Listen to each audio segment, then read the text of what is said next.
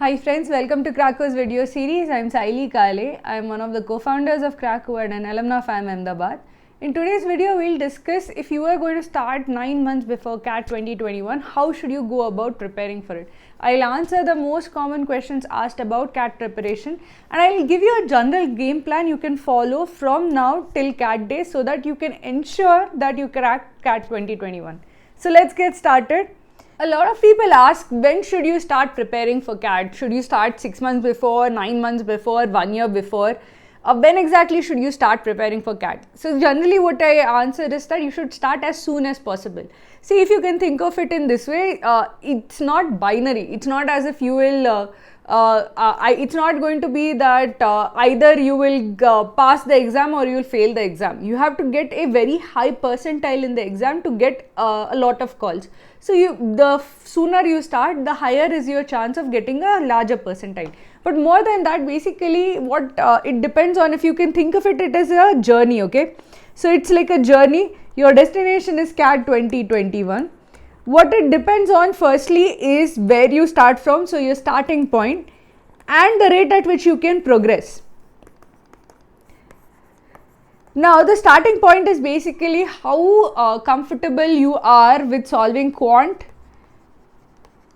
VARC and DILR questions, how comfortable you are solving these.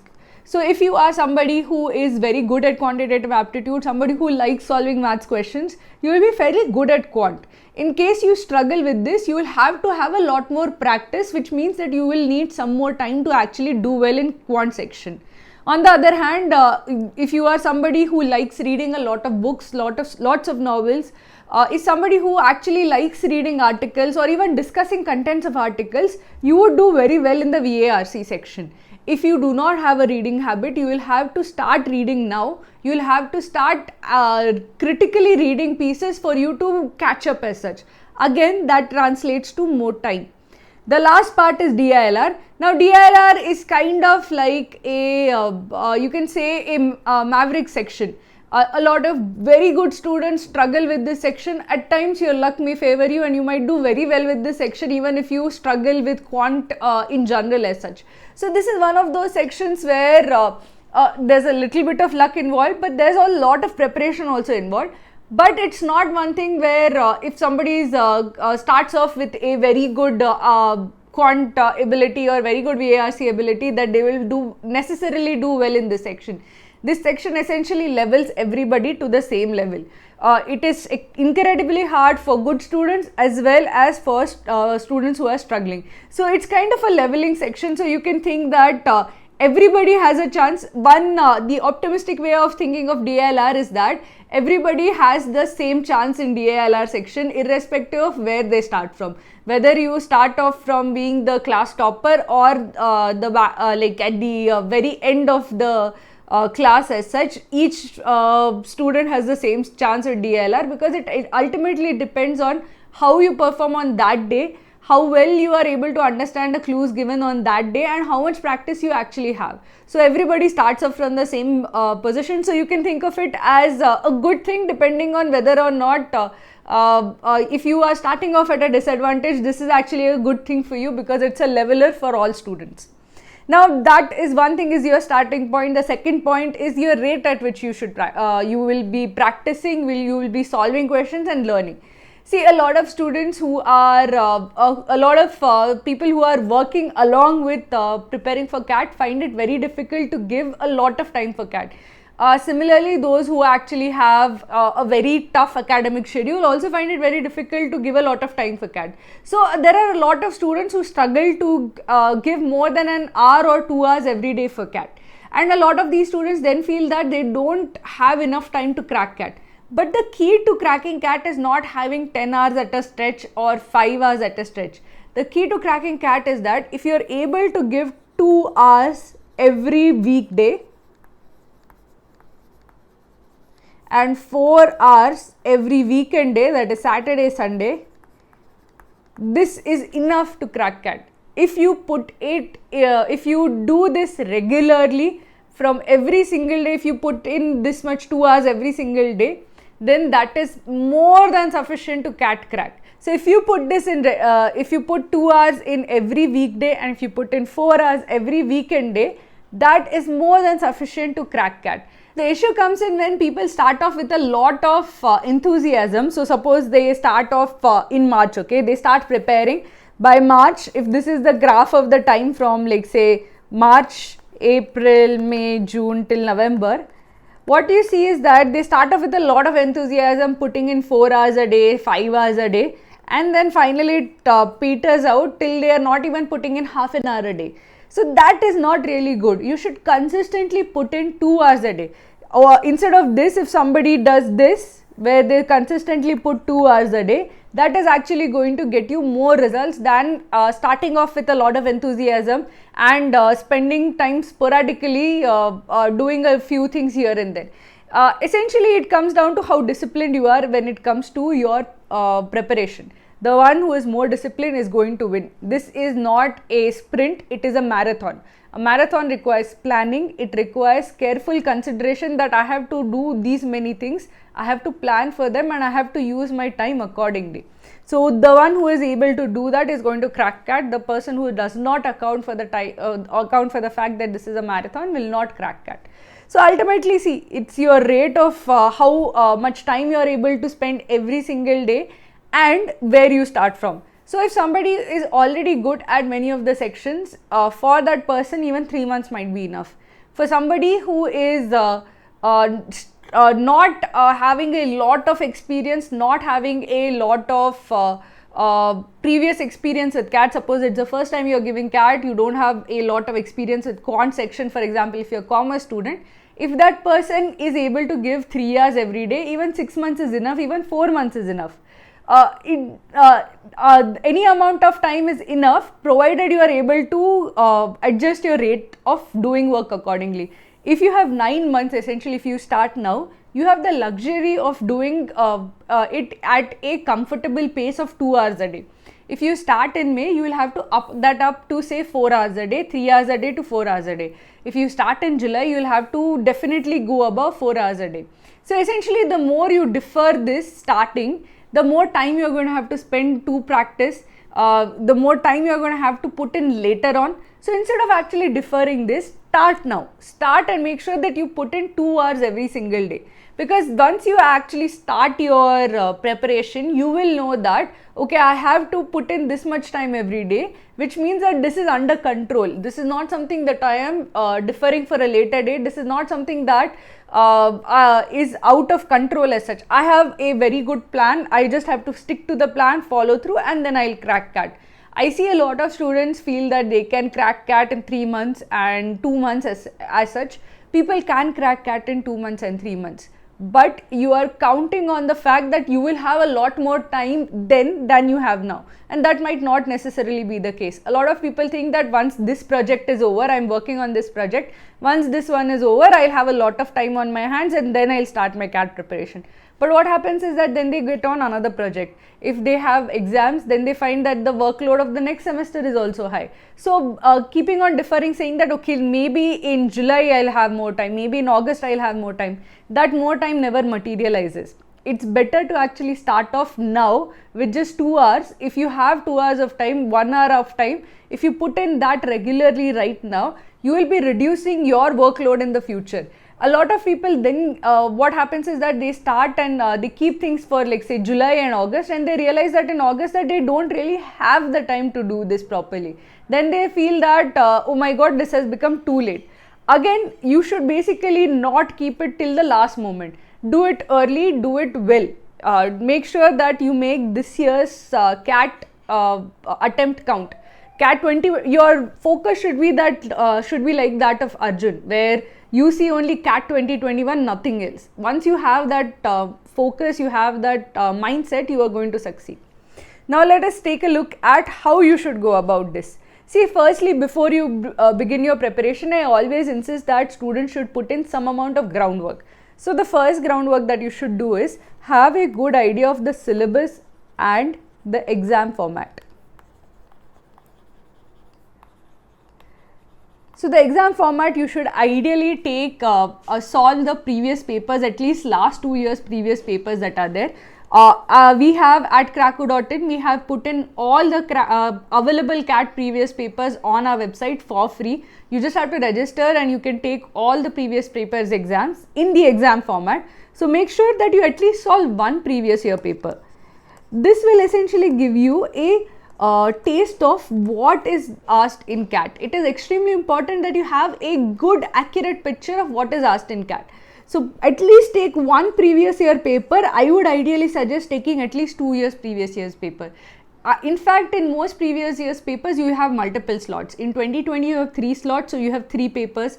In 2019, you have 2 slots, so you have 2 papers. So that is 5 papers that you can potentially take for free. 5 mocks you can potentially take for free. So you should use those resources and you should use them wisely. Make sure that you take 2 of those resources so you have an idea that okay, in quant these kind of questions come, this is the difficulty level, and I am able to solve at this moment without any coaching. I am able to solve these questions.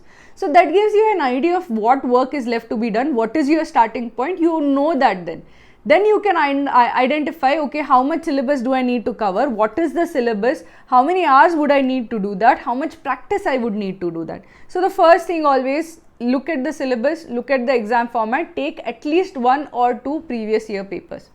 Now secondly, I suggest this to students who find it difficult to stay focused without a peer group.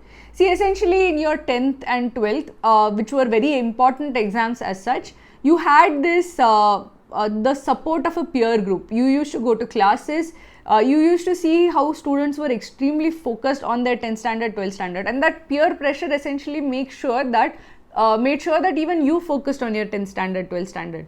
So always it's having a good peer group is a major advantage. Having a poor peer group also is a disadvantage. So you have to be very careful of how you pick your peer group. Pick a peer group of students who are serious about CAT, who are not essentially there to waste time, and who should be essentially there to practice and study with you. If you find a peer group like that, please make sure that you form that tight-knit group of friends who are ready to help each other out, who are ready to discuss mocks, who are ready to discuss mock scores, so that you keep getting feedback of how other people are doing. So I always see this as a difference between students who stay focused and those who actually lose steam 1 month into the preparation. Having a good peer group can help you stay focused. Having a good peer group can have you be on the task. It can give you important feedback of how to do things, how to learn things, what is important to do, what is not important to do. This is important feedback that you can get through your peer group. So for Kraku, you can we have a free Kraku Telegram group, and it is filled with students who are very good at CAT. So I'll try to put that in the description. Make sure you join the Kraku Telegram group. It has a lot, I think there are many students who are preparing for CAT 2021 who are very focused on CAT 2021, and they keep posting many questions, many different questions, and trying to answer those questions. They also try to ask each other about different forms. So you keep on staying updated as such. If not this Telegram group, identify a good group of friends where you can actually talk about your mocks as such. Be very careful in your choice of your peer group, because essentially if you choose a peer group where the rest of the students waste their time, you will also end up wasting your time. If you see a lot of, if you see, for example, there are Facebook groups where not much is discussed, not much is not much solving happens, but just a lot of discussion happens as such, and I feel that at times this is a waste of time. So you should make sure that your peer group is itself focused so that it helps you focus. Another place where if you actually join our batches, we have a batch starting on March 1st. So there is a Kraku batch starting on March 1st. So Kraku batches are basically, we group together students based on when they join, and we form a batch with them, and the batch gets its own page, and in the page we have a lot of discussion boards as such. So we keep posting questions in that particular batch page. So in that batch page you will have your tasks to do today, and below that you will have a discussion page of forum as such. And then we have our academic faculty posting questions every day. So you will have 4-5 questions every day to solve. And that is also a good important place where you can develop a good peer group, because we know that the students who keep solving on those batch pages tend to be the ones who perform their work every single day. So you will also know those students as such who are actually good at their work, who are studying regularly and studiously, and that will also help you keep in touch with a good peer group as such. So the batch page is also a very good place for you to form a good peer group. Now the third thing that apart from forming a peer group, the third groundwork that you should do is establish a timetable. If you join our Kraku batch, you get a timetable made for you. So what we'll do is, I'll tell you from 1st March saying that okay, from 1st March these are the tasks you have to do. On 2nd March these are the tasks you have to do. 3rd March these are the tasks you have to do. So you know your timetable is set from the minute you join your batch as such. In case you are not part of Kraku's batch, don't worry. You can still see the timetable. Even though you are not accessing the content that is there, you can still see the timetable.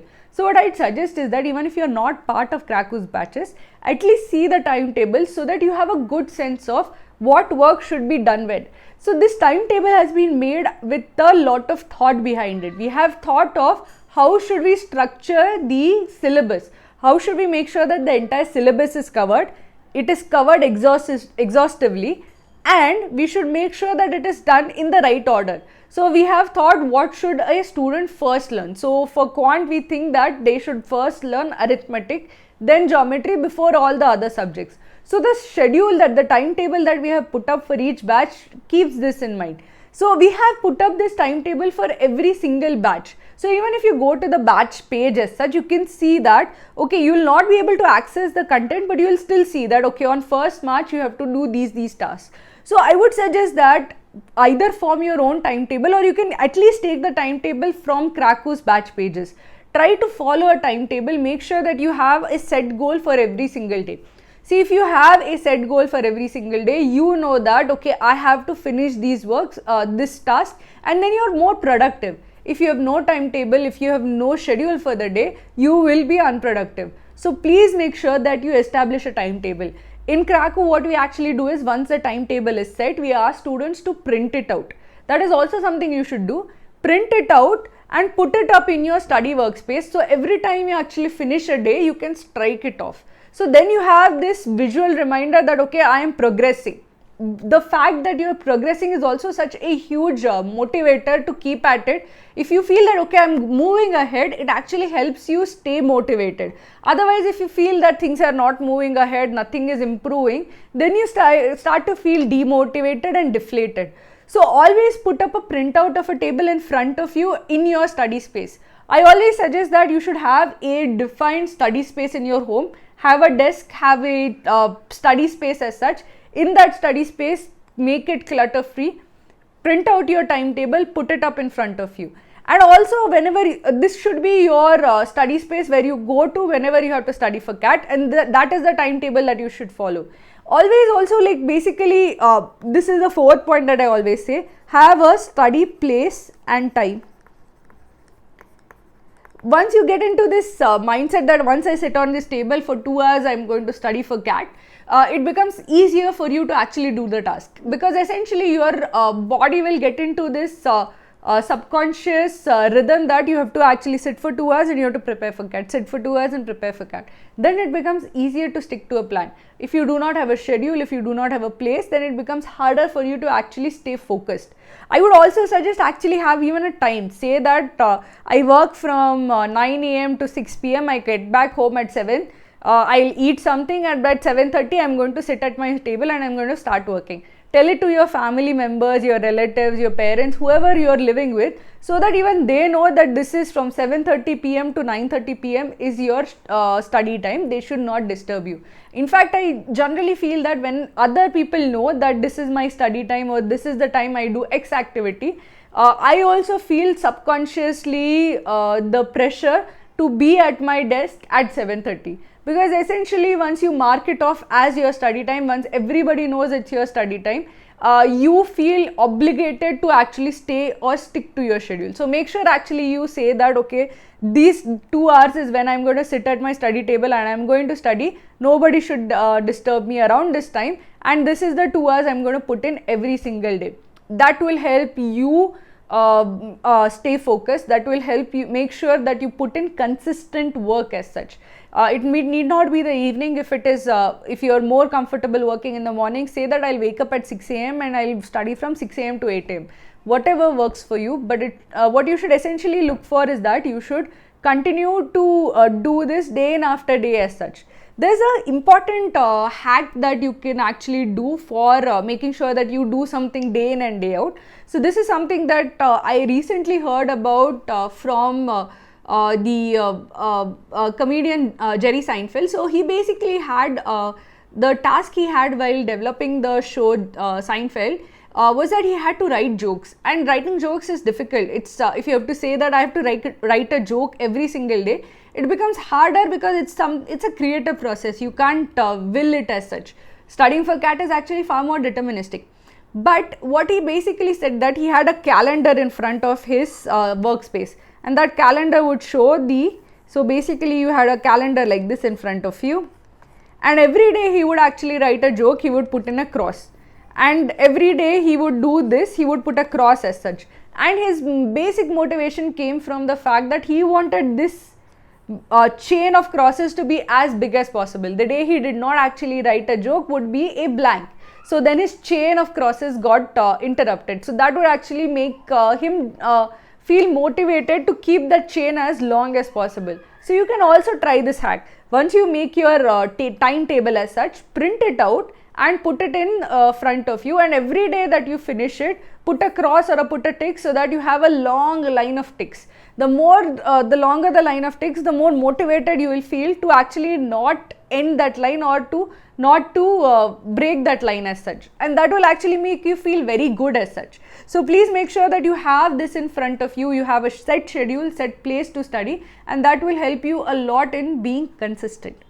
Now, one more thing that I would actually suggest is it's important not to lose track of the fact that this CAT exam has to be one where you are solving a lot of questions. A lot of students end up just sitting and passively watching videos. So whenever you are actually studying, irrespective of whether you study with Kraku or from any other source, just make sure that you are also solving. One of the key points that you should remember is that, say, identify one day a week in which you solve everything that you have learned up to that week as such. So Monday to Thursday, whatever you learn, you should solve that on Friday. On Friday, you should say that I'm going to sit and I'm going to make sure that on Friday, I solve everything that I learned. So I'm going to solve questions from all the topics that I've learned. So we, in the Kraku CAT batches, we have this by default. So if you see the batch page, you will have timetable for Monday, Tuesday, Wednesday, Thursday. Each of these days you will have concept videos, and you will have concept tests, and you will have notes and example sets, all of the conceptual learning part. But on Friday, what you have is that you have revision. Every Friday you have revision, and it is important because it encapsulates your week. It makes sure that you know that, okay, in this week, this much has been covered and I know how to solve this. I know these concepts well and I can solve questions from this topic. So a weekly revision is very important. This is done for you by default in Kraku batches, but if it's not done for you, please make sure that you put that in your timetable.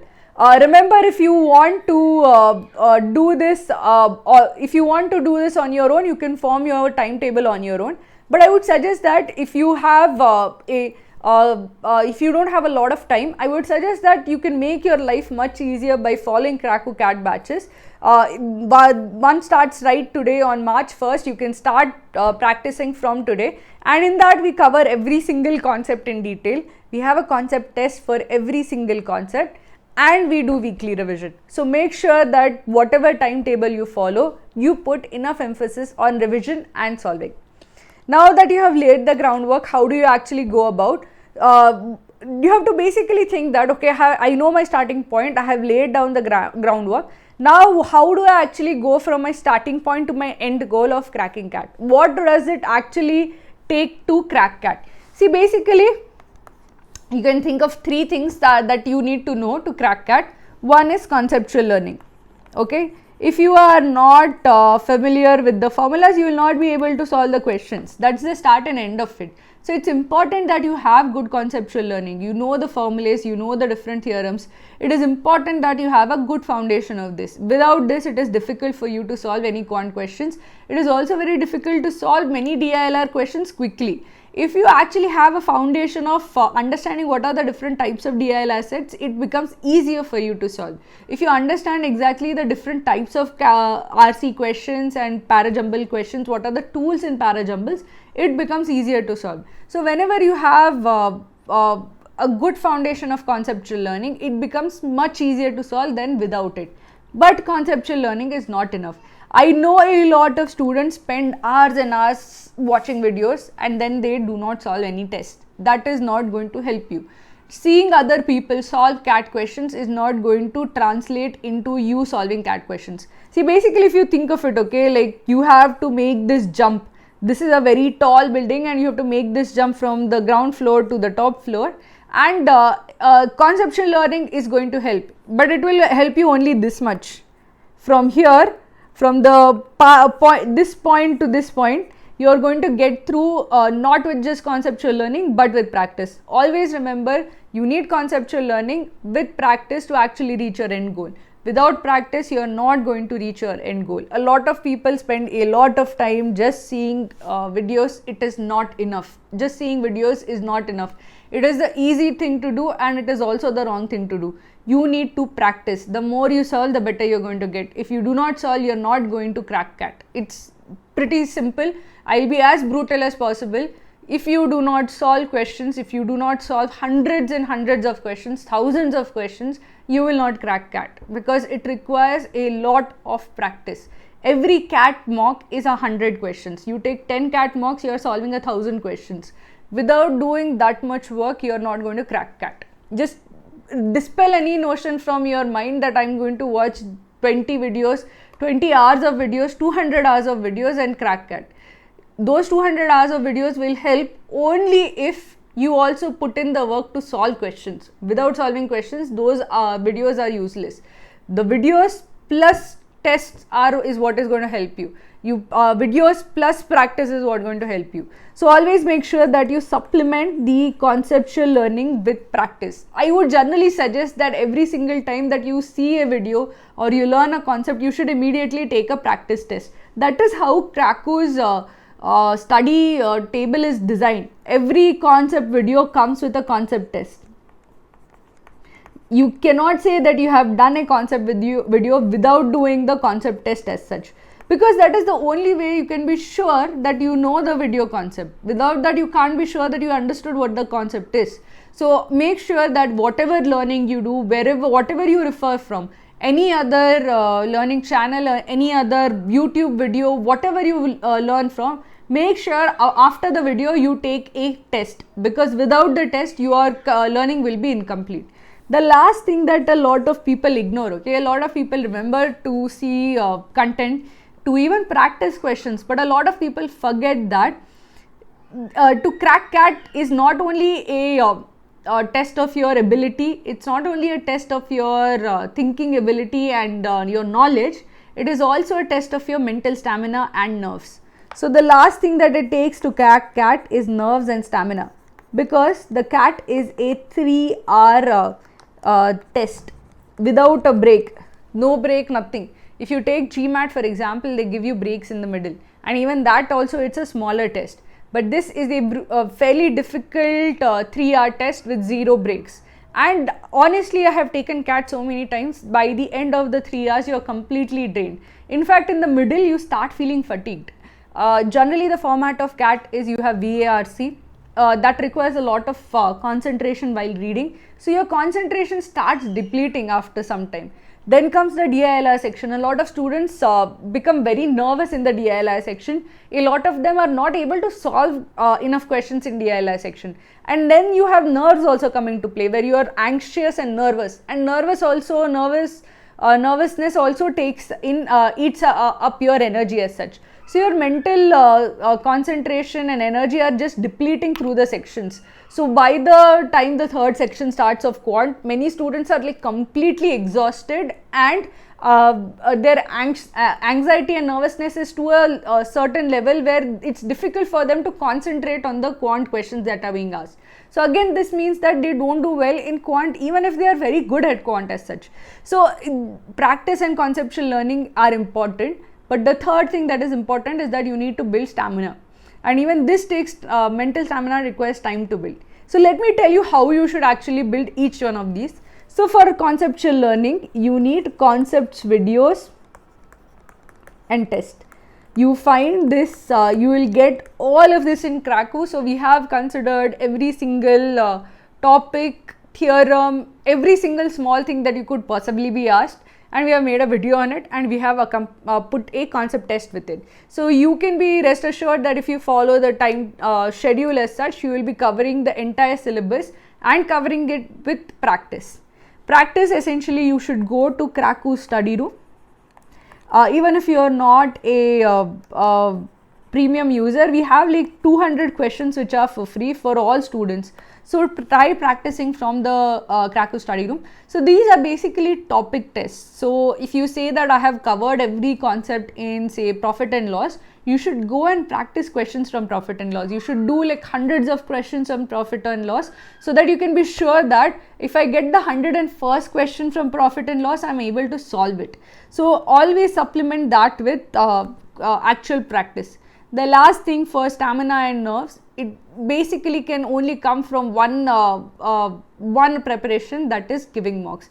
If you do not give mocks, you will not have stamina. Mocks are the best way to build your mental stamina, to build your mental concentration, to be on top of your nerves, because essentially mocks replicate the pressure you feel while giving a mock. A lot of people say that I'm not going to give mocks till September. But if you start at September, you're going to find that you're a nervous mess. You do not have the mental stamina. A lot of people feel that until the entire syllabus is covered, I'm not going to give a single mock.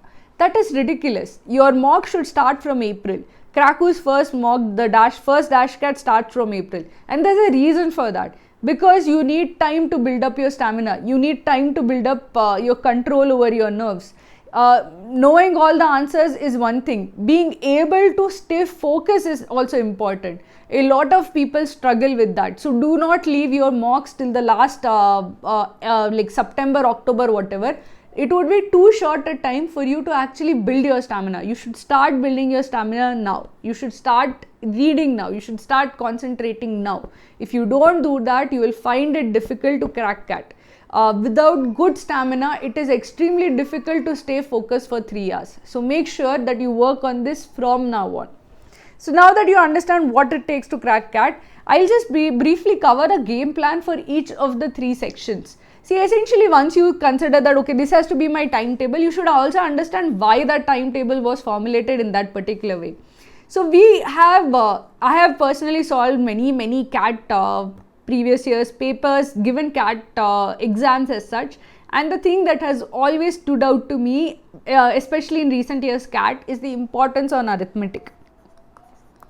Arithmetic, if you can think of it as a for example, if you consider it as a vessel, and in which you have to put in the stones that make up the contents of your CAT. Suppose these are the total contents of the CAT, and you have to put in the stones to actually make up the content of the CAT. The biggest stone is arithmetic.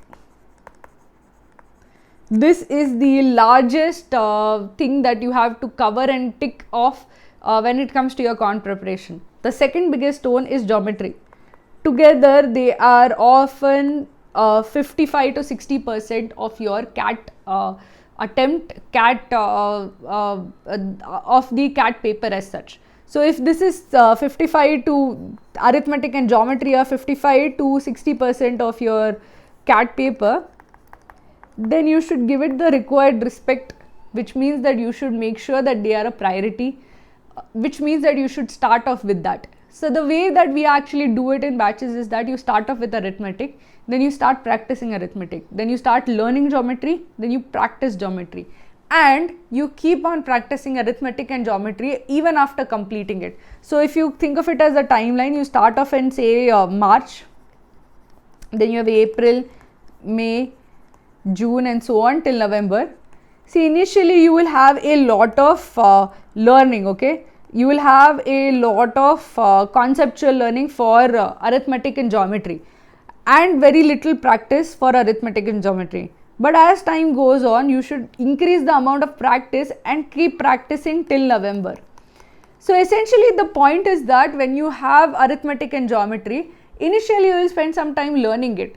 But arithmetic and geometry requires a lot of practice, which means that you should finish it first, because firstly they are like big priorities, so they are taking up the most space in your quant attempt and quant preparation as such. You should make sure that you are done with that, and you should focus on every once you are like done with the arithmetic and geometry learning, you should make sure that for the remaining months you focus on making sure that you have enough practice. Keep practicing. Every weekend you should practice arithmetic questions, every weekend you should practice geometry questions.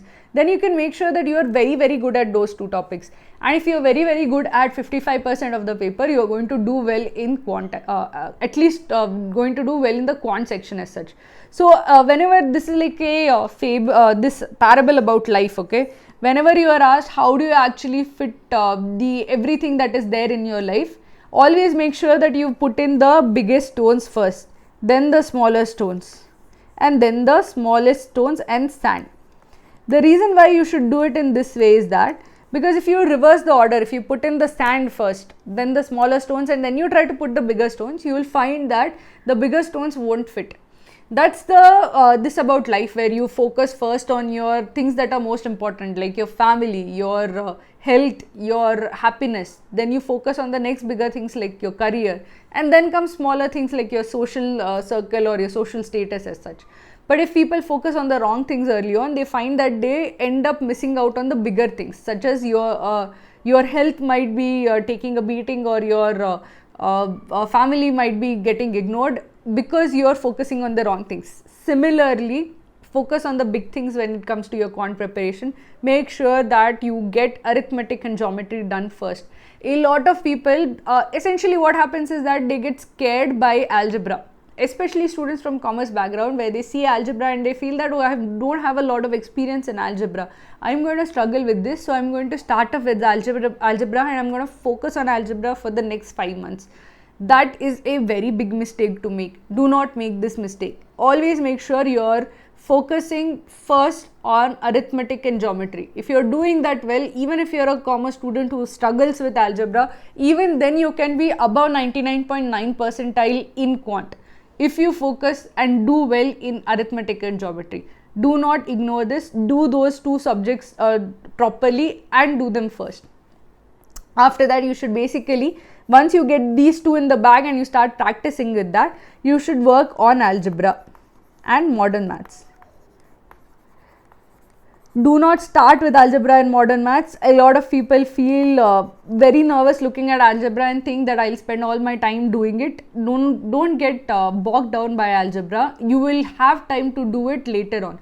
But you should start off with what is most important, which is arithmetic and geometry. Algebra, especially the harder questions from algebra, will be like 2-3 questions. And even if you don't answer those 2-3 questions, you can still get 99 percentile plus in quant.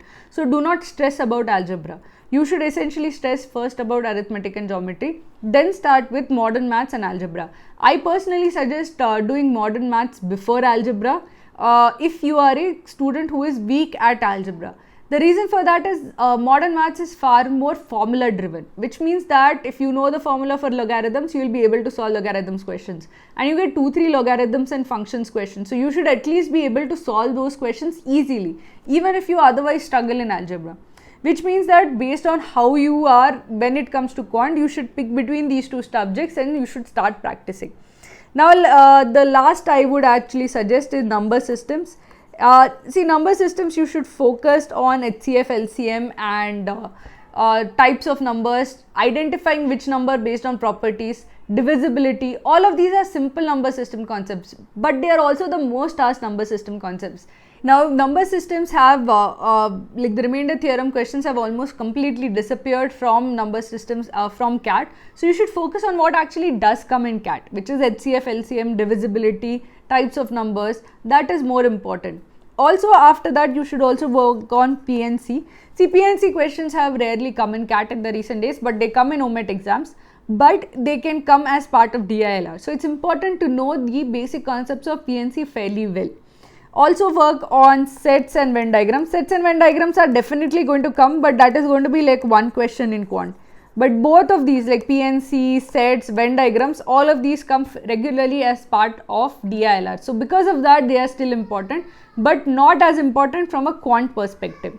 So this should be your game plan for quant. Focus on arithmetic and geometry, then on algebra and modern maths, then on the remaining smaller topics as such. Now let's take a look at your VARC game plan. Now if you have seen a CAT paper, you will remember know that out of 34 questions, and I expect it to be a full length CAT paper this year. It was a shortened format in last 2020, but it should be a proper CAT 3-hour exam this year. So you will have 34 questions. Of these 34 questions, 24 questions are reading comprehension and the remaining 10 questions are verbal ability. So that will be basically say 3 to 4 parajumbles. So 4 parajumbles, 3 OOC, that is out of context, and 3 para summary. So these 4 types, reading comprehension, parajumbles, out of context and para summary, are the 4 types of questions that come in CAT. Fairly limited syllabus if you would think of it, but the key part is that this reading comprehension, this para jumbles, para summary and OOC all test the same skill. They are not testing knowledge, they are testing a skill, which means that it is not that simple. You have to build a skill over time. It's basically like say that it is testing your ability to comprehend. If you consider this like an art exam, every art exam essentially tests your artistic skill, right? So similarly the VARC section, all parts of it test your comprehension skill. So reading comprehension is the most direct test of your comprehension skill. Parajumbles, para summary, OOC are indirect tests of your comprehension skills, but all of them essentially are tests of your comprehension skills. So what is comprehension skills? It is basically the ability to read a paragraph and to understand the gist of it. You should be able to understand what is the point being made by the paragraph. You should understand what are the assumptions being made by the author and the inferences he is drawing. You should also be able to read the author as such, read between the lines. Is the author being fair? Is the author being caustic? What is the tone of the author's arguments? Is he being objective? So you should also be able to read between the lines as such and understand the emotions of the author.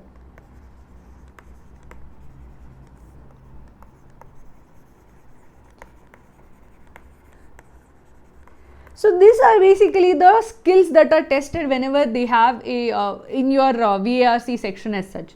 Now this skill will not be developed overnight. How do I understand exactly what the author is trying to say? It's difficult to understand for a lot of students. It's not just because of whether because you went to an vernacular medium school or because you didn't go to a fancy school. Understanding somebody completely, understanding somebody's point completely is difficult. If you are not somebody who is used to understanding literature or understanding like discourse as such, if you are not into verbal discourse, it is difficult for you to read and understand. For many students, they find it very difficult to read and understand. So how do you actually develop this skill as such? There is only one way to develop this skill, which is reading. So if you are starting 9 months before CAT, you have the luxury, the big luxury of developing a reading habit, and you should make sure that you make full use of this time that you have. A lot of people who join or start 3 months before CAT do not have this luxury of building a reading habit. You have the time to build a reading habit. You should make sure that you use this time effectively. So essentially from March to November, you have time to develop a reading habit.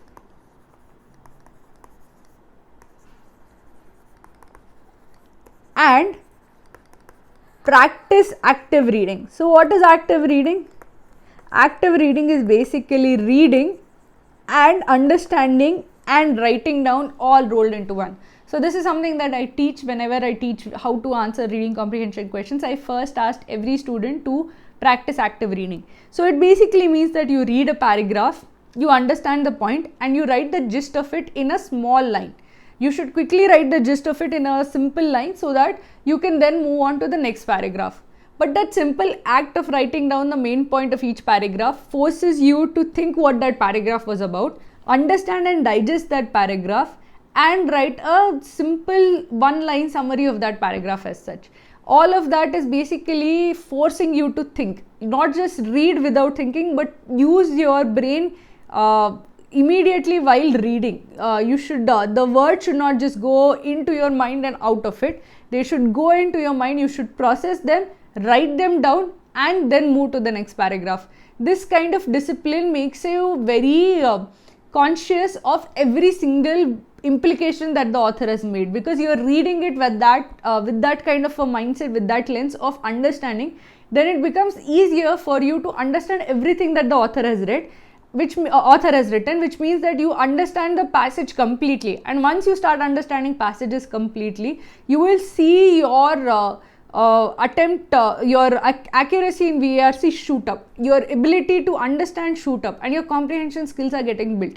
So if you focus on active reading and building an active habit, you will see that 9 months from now you will be stellar in VARC section. If you are building your comprehension skills, other 3 things, PJs, OOC, para summary, all of them will fall into place. If you have very good comprehension skills, these things are easy. They require some other additional tools of understanding how to unscramble paragraphs or how to identify the odd one out. But if you have very good comprehension skills, it is super easy to teach you the rest. So that you should always focus on building very, very good VARC skills, comprehension skills. So now let's take a look at DILR game plan, and I'm almost hesitant to say game plan because for a lot of students, even the students who are very smart, game plans when it comes to DILR completely crumble. Because what happens every year is that the CAT convener does not give the same kinds of sets. The CAT convener tries to outwit the students. So they try to give a new set every year. And that is basically what we have to account for. That you are going to be actually solving a set which you have never seen, nor a set which does not fit into our bounds of arrangements, etc. Which is something like this completely new. And it is going to be difficult to solve that because it is something that you have never solved before. So anytime you try to do something very new, it's very difficult to get it right in the first go. So that is basically the tough part here. A lot of students know how to solve the general arrangement sets, the sets for team selection. We go essentially in our Kaku batches, we go through all the different sets that have come. Scheduling, we have essentially identified, okay, over the years these sets have come, and I try to teach you how to handle each set as such. We also give, like for example in daily target, you have a daily LR set, which is like a lot of practice. If you do each LR set, that is a lot of practice as such. But essentially you have to think about what could come next. So you have to actually practice for the unexpected. So the key over here for solving the unexpected DILR set is to know how to represent information. If you get that right, if you are able to represent information, you will do well in DILR. The key to solving all kinds of DILR is knowing that, okay, if information is given in this format, I should be able to change that information into a representation that works for me, that makes it easy to solve. So the representation formats for every different kinds of DILR sets are crucial, because essentially if you get like this big a caselet, the point of that caselet is you should be able to translate that caselet into a representation format, and that representation format will tell you, okay, then I have to do this step, then I have to do this step, then I have to do this step, and finally you will get the solution that is required. So the key to solving DILR is identifying for each type of DILR what will be the representation format. Now this is not foolproof, because ultimately one of the sets will be completely new, something we have not thought of or not experienced before. So then you will be that how do I actually represent? But if you are used to representing logical information, you will at least know that if I form this kind of a table, it will help me. If I represent this information as this rows and columns, it will actually help me. A lot of, even for CAT 2020, the DILR section was very difficult.